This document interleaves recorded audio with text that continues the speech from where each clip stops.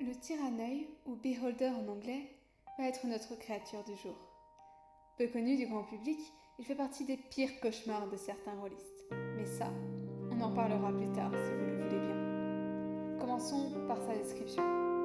Cet être existe sous différentes formes, écailleuse ou dégoulinante de mucus, mais il a également plus ou moins de membres. Certains ont des pattes et d'autres se déplacent en faisant flotter leur masse ronde atteignant plus de 2 mètres de diamètre. Leur bouche fournie de dents aiguisées fait pâle figure face à leur caractéristique principale, qui est qu'ils possèdent une multiplicité d'yeux se postant au bout de chacune de ces 10 tentacules, sauf un, unique, qui se place au centre de cette créature rondouillette. Ce dernier possède d'étranges pouvoirs. Il efface toute la magie se trouvant dans la zone que cet œil regarde, que ce soit les sorts de ses ennemis, mais aussi les siens, car oui, cette boule est un lanceur de sorts. À l'aide de ses 10 autres yeux, il possède de très grands pouvoirs, dignes des plus grands mages de son monde. En parlant de ce dernier, quel est-il ce monde ? Ce monstre a été imaginé pour le jeu de rôle qu'est Donjons et Dragons, pour devenir le pire cauchemar des joueurs. J'exagère sûrement un peu, mais il faut savoir que face à lui, un joueur non averti a plus de chances de mourir que face à un dragon, monstre dans le titre du jeu, donc censé être le boss ultime. Sa première apparition date de 1975, dans Greyhawk, un supplément du jeu, et il eut un véritable succès auprès des maîtres de jeu, personnes dirigeant les parties et construisant les différentes histoires, car il fait maintenant partie intégrante des bestiaires du monde depuis 1977. Ensuite, il s'est diversifié en une pluralité de sous-espèces plus spécialisées, comme le spore gazeuse, qui a la capacité d'infester sa victime à l'aide de spores toxiques. On pourrait penser qu'il vient d'une ancienne légende, comme la majorité des créatures de jeux de rôle, ou encore de romans ou de films. Pourtant, il a été entièrement imaginé par Terry Kuntz, un associé de Gary Gygax, un des co-écrivains du jeu D&D. Son design fut ensuite précisé par l'illustrateur Keith Parkinson, responsable de l'horreur que sont ses yeux multiples. À ce moment de la vidéo, je suis censée vous raconter ces légendes, et pour cela, je pourrais vous raconter certaines parties de scénario imaginées autour de cet être pour le jeu, dont je vous parle depuis tout à l'heure. Mais à la place, je vous propose une anecdote de partie de jeu de rôle. Et pour cela, nous allons changer de manière de se parler. Bonjour, j'espère que cette partie vous plaira parce que j'ai eu envie de faire quelque chose de plus cosy pour cette partie-là où je vais vous conter cette légende. Du moins cette histoire.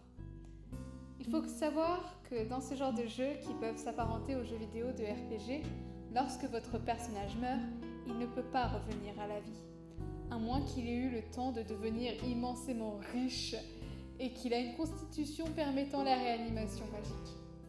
Mais autant vous dire que ce n'est pas pour tout le monde, et le risque d'échec est grand. Donc quand on tombe face à un monstre aussi mortel et que cela fait des années littéralement qu'on fait monter le niveau de son personnage et qu'on a vécu maintes histoires avec, on est loin d'être serein.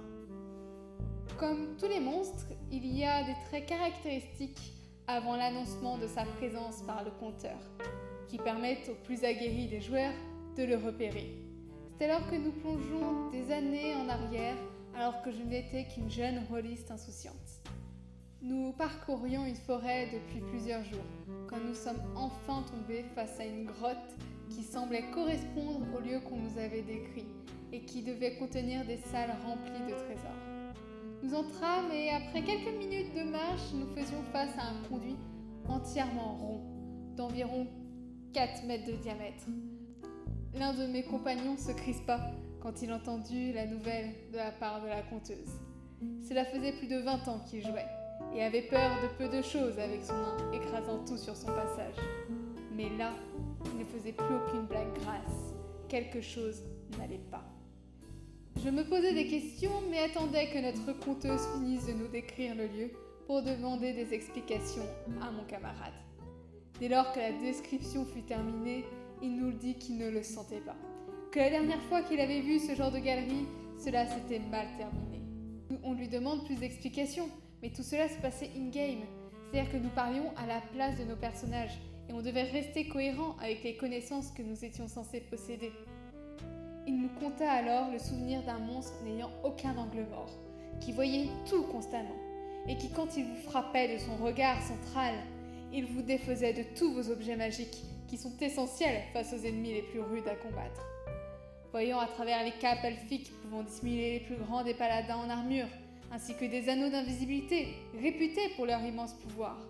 De plus, il nous expliquait que c'était une créature intelligente, qu'il était doté de la réflexion et donc de stratégie, que ses sorts étaient d'une puissance qu'il n'a jamais encore vue égalée par un autre être. Puis il parla de ses compagnons, sans trop développer, mais nous comprenions que leur destin fut funeste. Nous faisions encore face au tunnel et appréhendions la descente, mais la forêt dans notre dos avait été une source d'ennui qu'on savait intarissable. Alors plutôt que de craindre la suspicion de la présence d'un tel monstre, Manen se saisit alors de sa hache et entra dans la grotte, disant qu'elle verrait bien de ses yeux la créature si elle est là, mais que c'est sa hache qui goûterait au sang et non ce globe visqueux, et que si sa hache perdait en magie, elle ne perdrait pas sa force et sa grandeur. Oui, elle est du genre à faire de grands discours, quand il faut du courage, mais alors ne lui demandez pas d'avoir de la réflexion à d'autres moments. Au final, nous avons avancé jusqu'à trouver le fauteur de troubles responsable de ces galeries. Et la joie nous envahit lorsque nous nous aperçûmes qu'il s'agissait d'un slime géant, capable de dissoudre tout, même la roche la plus solide. Nous avons eu sa peau et avons pu continuer d'avancer sans craindre ce monstre qu'on ne rencontre en général qu'une seule fois. Si ce genre d'anecdote vous plaise, sachez que je compte en raconter plus à l'avenir et y dédier un format particulier, vous contant les aventures que j'ai parfois fait jouer, comme parfois celles que j'ai vécues moi-même en tant que joueuse. Je sais que je regarde pas assez la caméra, c'est encore un peu perturbant pour moi. C'est la première fois que je me filme en face cam et j'espère que vous serez compréhensif. Voilà, j'espère que cette vidéo vous aura plu. Comme vous aurez pu le comprendre, si vous avez parcouru la chaîne, je vais avoir un contenu assez hétérogène. Mais je compte continuer les vidéos en français pour parler de mythes, de légendes et de beaucoup d'autres choses dans les... Quant aux autres vidéos que je pourrais publier, ce seront des vidéos dédiées à l'aquariophilie, qui est une autre de mes passions. Si vous voulez les suivre, ce sera avec joie, cependant elles seront seulement sous-titrées en anglais. Je ne sais pas encore si je ferai de la voix off dessus parce que je veux que ce soit un univers calme et reposant. Des vidéos à regarder juste pour se détendre. Voilà. Je vous souhaite à tous une bonne soirée ou bonne journée